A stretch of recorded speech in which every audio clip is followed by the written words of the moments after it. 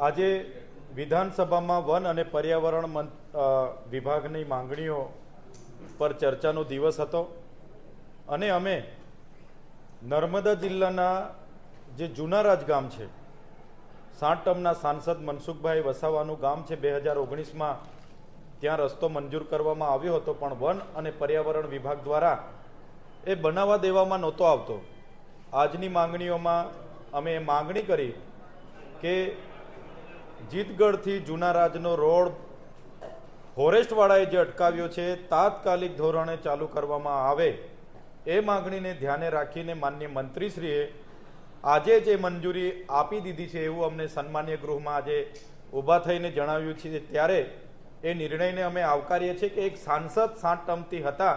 એમની સરકાર હતી, છતાં એમના સરકારમાં એ પોતે કામ નહોતા કરાવી શકતા, પણ આજે